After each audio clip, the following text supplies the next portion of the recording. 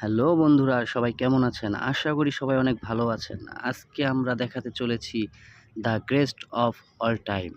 হ্যাঁ বন্ধুরা, এই মুভিটি বাংলাদেশের ভেতরে শুধু না, ইন্ডিয়ার ভেতরে ব্যাপক জনপ্রিয়তা অর্জন করেছে। ৩০০ থেকে ৪০০ কোটি টাকা খরচ করেছে এই মুভিটিতে। এছাড়াও জানা গেছে এই মুভিটি শুটিংকালীন ১৫ কোটি টাকারও বেশি টিকিট বিক্রি করা হয়েছে। হ্যাঁ বন্ধুরা, এই ছবিটি জনপ্রিয় একটি মুভি। এমনকি ছবিটি হলে চলাকালীন সকাল থেকেই মর্নিং শ্যুটা ছিল সম্পূর্ণ হাউসফুল। नहीं पापा, you're in danger.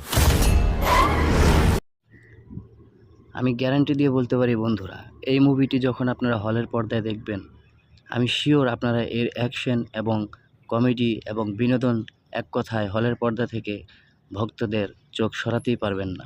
এই ছবিটিতে ব্যয় করা হয়েছে ৩০০ থেকে ৪০০ কোটি টাকা।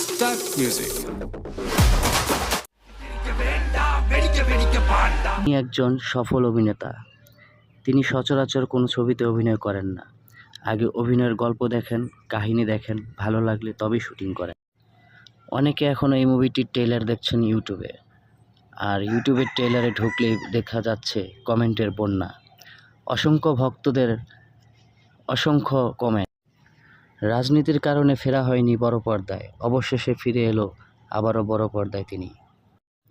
চলচ্চিত্রের জগতে একের পর এক রাজ করে চলছেন তিনি। मुझे शक हो रहा है।